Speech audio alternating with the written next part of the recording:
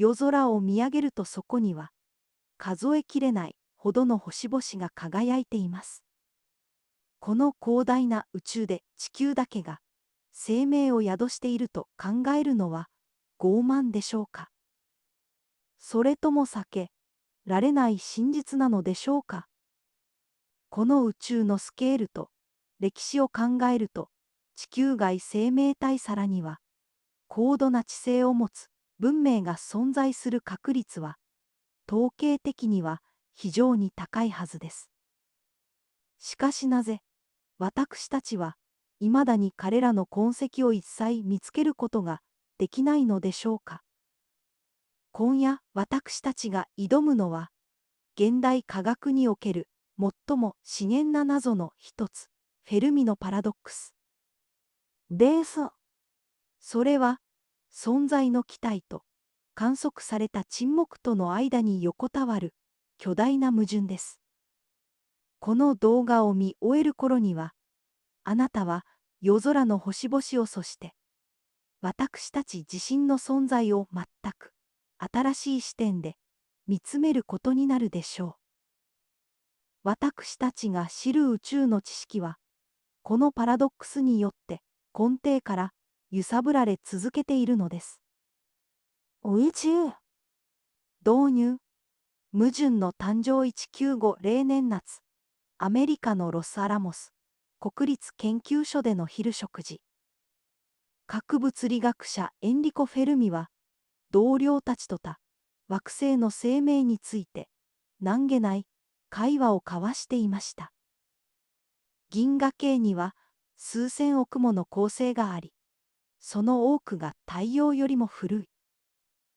もし生命の進化が宇宙のどこでも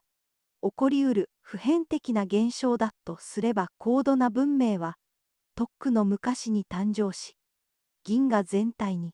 その痕跡を残していてもおかしくありません。フェルミは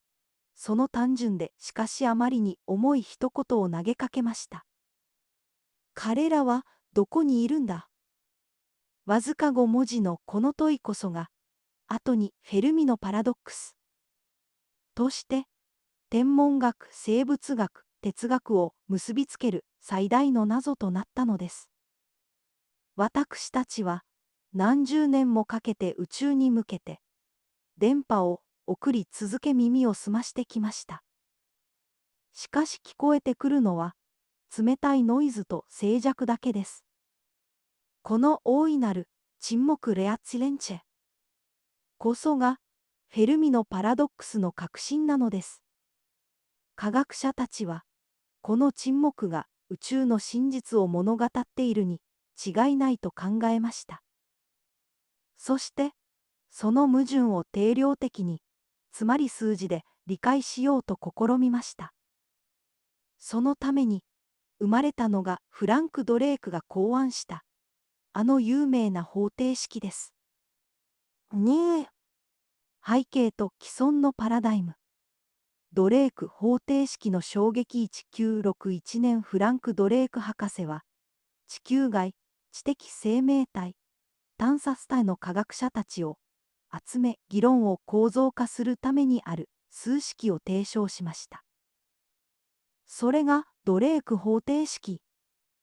です。この方程式は銀河系の中に存在する私たちと更新可能な文明の数を推定しようとするものです。それは7つの確率の掛け算で構成されています。一つは銀河系で星が生まれる速度。二つ目はその星が惑星を持つ確率。三つ目は生命を支えることができる惑星の数。最初の3つの変数、つまり恒星の誕生率、惑星を持つ星の割合、そして生命を維持できる惑星の平均数は、現代の天文学によって徐々に明らかになってきました。特にケプラー宇宙望遠鏡をはじめとする観測ミッションは、惑星が銀河系にあふれていることを証明しました。今や私たちは知っています。惑星は珍しいものではなく、恒星よりも多いかもしれないこと。そして、その多くがハビタブルゾーン。つまり液体の水を表面に維持できる生命のゴルディロックスゾーン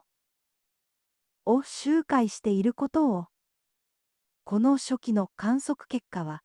ドレーク方程式の最初の項を非常に大きな値へと押し上げました。これは楽観的な観測者たちにとって、銀河系は生命で満ち溢れているはずだという期待をさらに強固なものにしたのです。しかし方程式の後半、つまり生命の発生確率、知性への進化確率、更新技術を持つ文明の割合、そして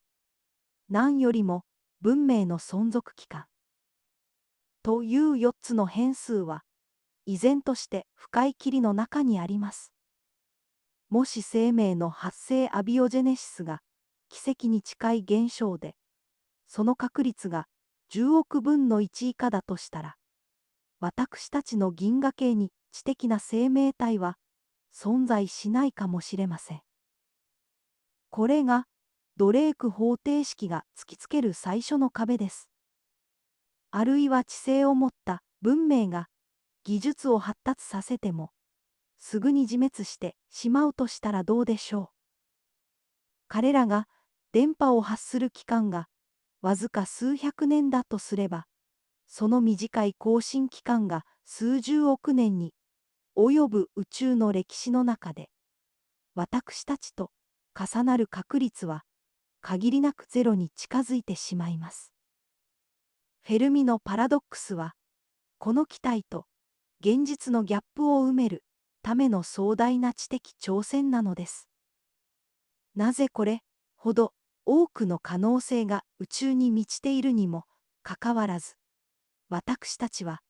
ただ一人で広大な海に浮かぶ小舟のように取り残されているのか。この沈黙の理由は、私たちの過去に隠されているのか、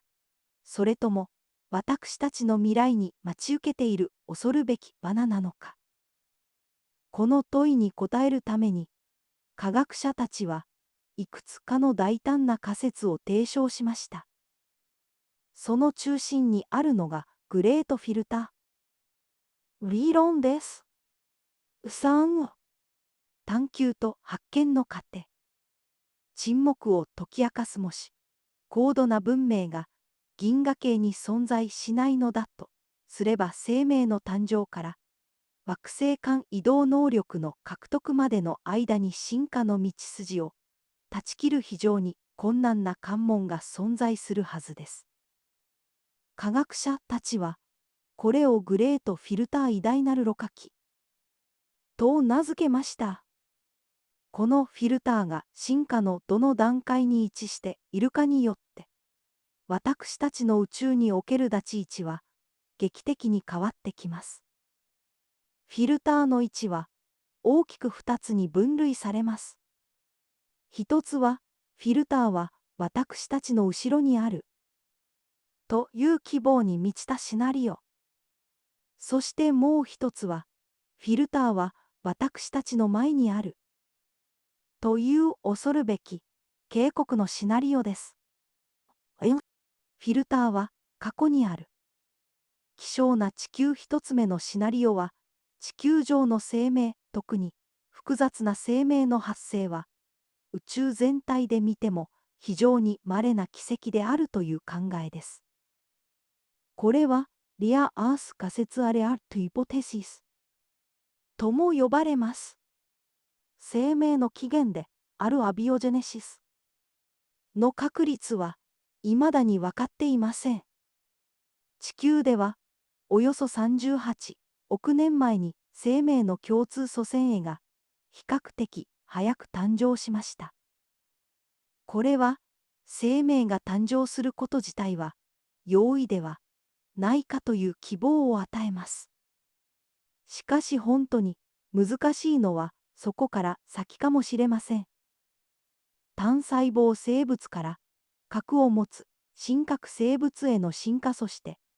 複雑な多細胞生物への進化。これには数十億年もの時間がかかり、地球特有の極めて幸運な条件が必要でした。例えば地球には巨大な月があります。この月が地球の自転軸を安定させ、長期的に安定した気候をもたらしました。またプレート・テクトニクスは炭素循環を維持し、生命に必要なミネラルを供給し続けました。もしこれらの絶妙な条件の組み合わせこそが最初のグレートフィルターだとしたら、私たちはすでにこの宇宙で最も困難な壁を乗り越えた極めて幸運な存在ということになります。銀河に高度な文明が見当たらないのは、そもそも知的生命体が生まれる惑星が統計的に見てほとんど存在しないからなのです。私たちは銀河系で最初のあるいは極めて初期の技術文明であり、この宇宙の孤独な開拓者である可能性があります。このシナリオは私たちの存在に計り知れない価値を与えますが、同時に宇宙が基本的に生命のない場所であることを示唆します。フィルターは未来にある。破滅の警告。もし惑星が豊富で、生命の発生も複雑な進化も比較的容易なプロセスだと仮定したらどうなるでしょうか。その場合、沈黙の理由は進化の後半、つまり技術文明が発展した後に存在する恐るべきハードルに違いありません。これがフィルターは私たちよりも前にあるというシナリオです。この未来のフィルターは私たち人類に突きつけられた最も深刻な警告です。なぜなら銀河系にいるはずの無数の高度文明が皆私たちと同じ運命をたどって消滅したことを意味するからです。具体的にこの未来のフィルターは何を指すのでしょうか。その候補として科学者たちはいくつかの生存リスクを挙げています。一つは核戦争や自己増殖する兵器による自滅です。もう一つは環境の破滅的な破壊です。地球規模の気候変動や有限な資源の枯渇、生態系の崩壊など、高度な技術はその惑星の生命維持システムに対して取り返しのつかないダメージを与える可能性があります。さらに現代科学が最も懸念する未来のフィルターの一つが暴走する人工知能です。知性を生み出した文明が制御不能な超知性体を作り出し、結果として生物としての自分たちの存在意義を失い消滅してしまうというシナリオです。ドレーク方程式で最も不確実な変数文明の存続期間が実は技術文明が自滅するまでの短い時間を示しているのかもしれません。もしこれが真実なら、私たちが現在享受している高新技術を持つ文明としての期間は宇宙的には一瞬の輝きに過ぎないのです。私たちは今この未来のフィルターに直面している最中かもしれません。核の脅威、環境危機、そして愛の進化。私たちが他の文明の信号を聞くことができないのは、彼らがすでにこれらの壁を乗り越えられずに静かに消滅したからではないでしょうか。検出の限界。彼らはそこにいるが沈黙している。第3のカテゴリーは、彼らは存在し自滅もしていないが、私たちが見つけられない、あるいは彼らが意図的に隠れているという可能性です。1、動物園仮説、オーイポテシス。これは、高度な文明が私たち地球を一種の動物園や隔離区をとして扱っているという考えです。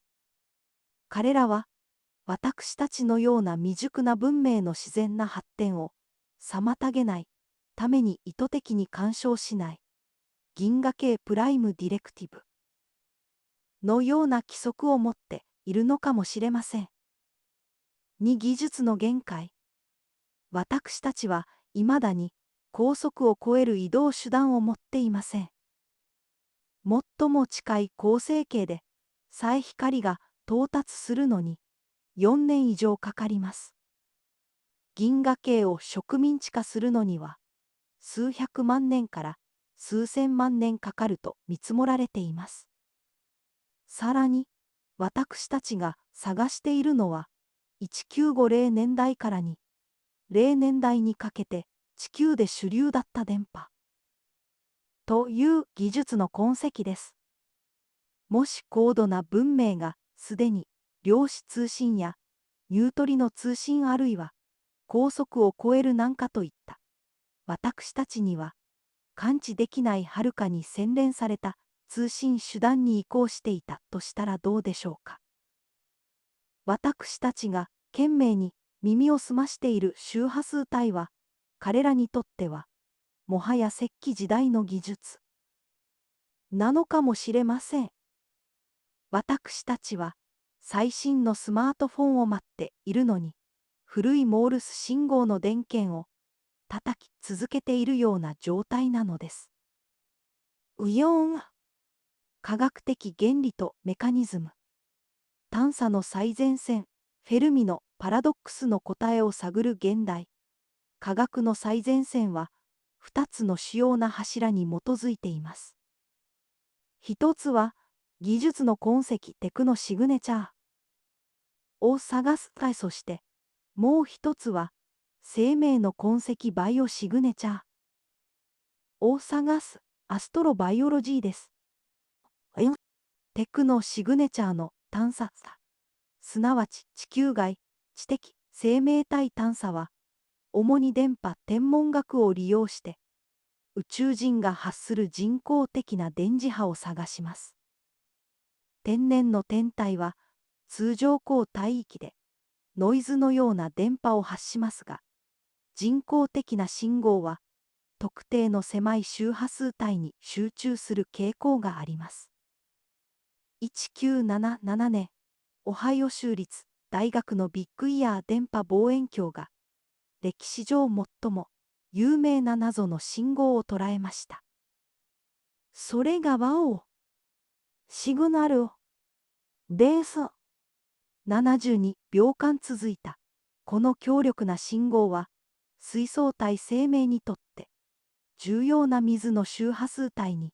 近い特定の周波数で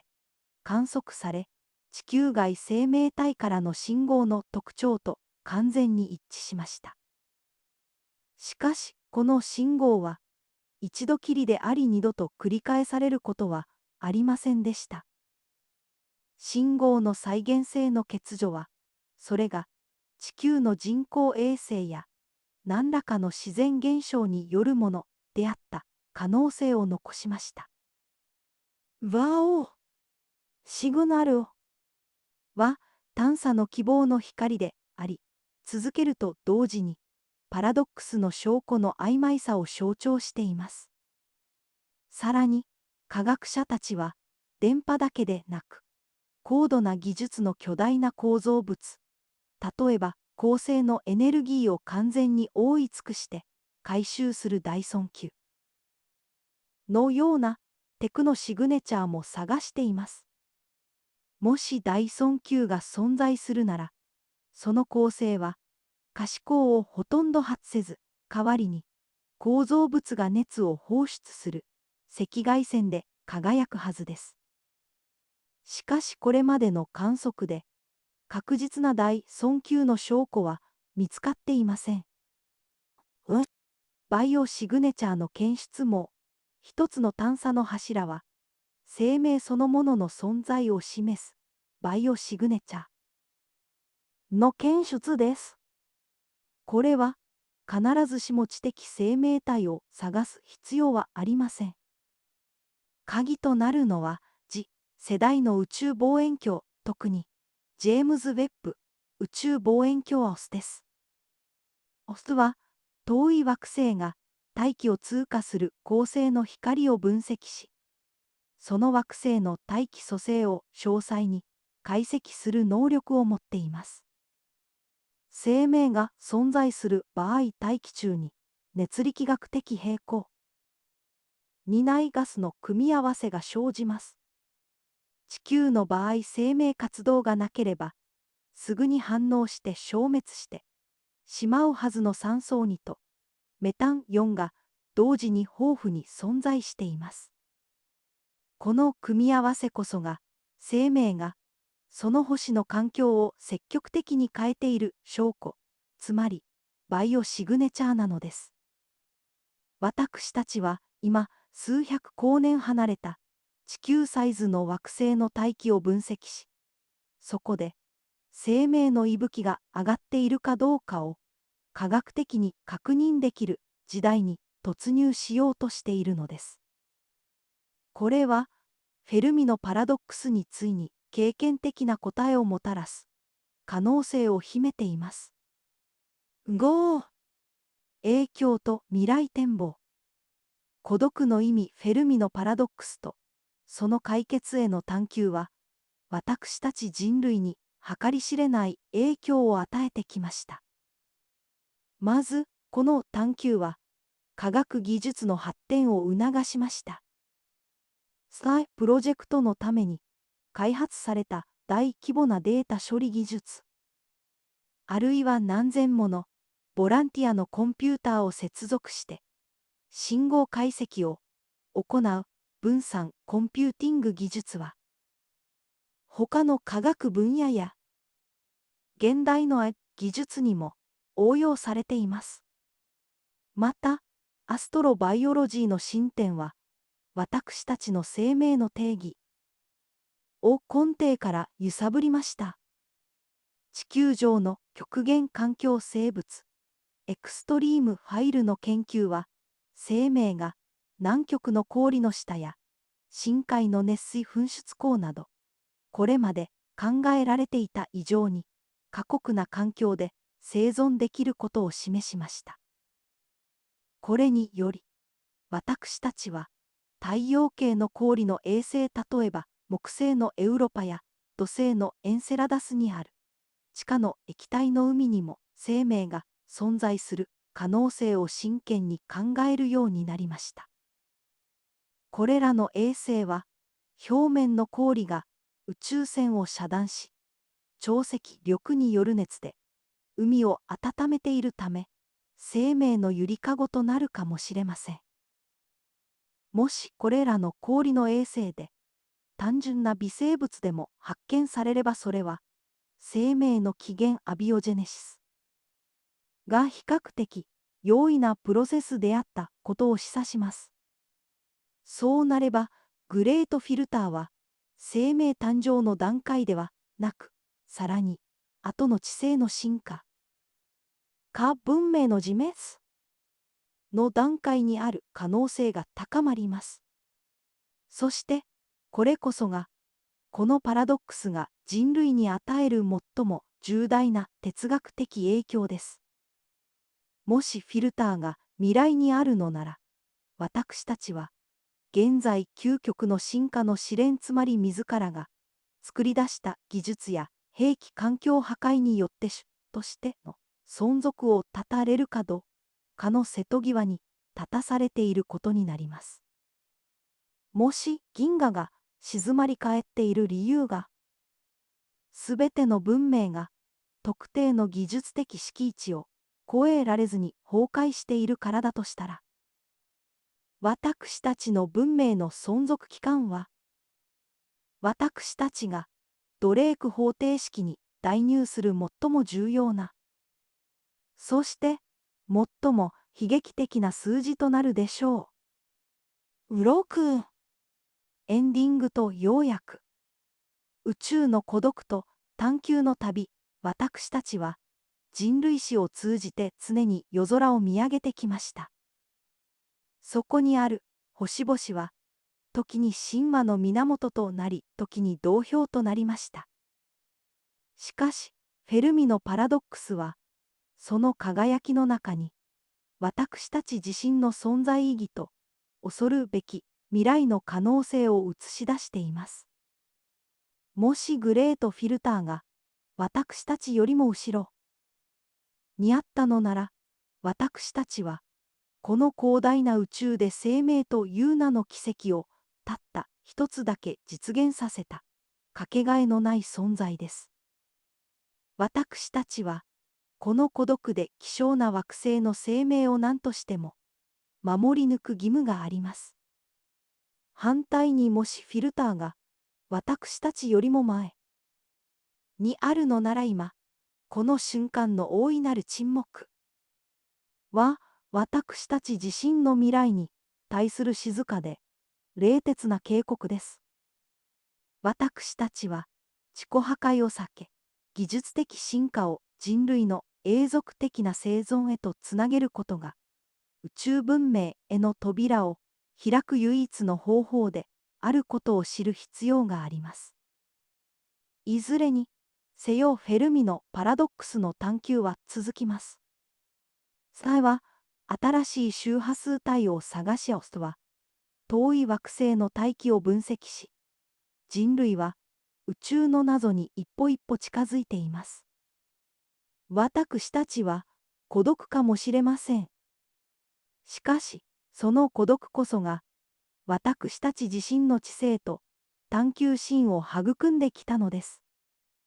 宇宙の静寂は、私たちにまだ見ぬ真実があることを示唆しています。人類の物語は、まだ始まったばかりです。最後に、重要なお知らせがあります。この動画は、科学医学技術に関する教育、およびエンターテインメントを目的として、作成されており、専門的な医学的、アドバイスや治療法を推奨するものではありません。科学的な知見は、日々更新されるため、動画内の情報は、作成時点の学説に基づいています。健康上の問題や医療的な判断が必要な場合は、必ず医師や専門機関にご相談ください。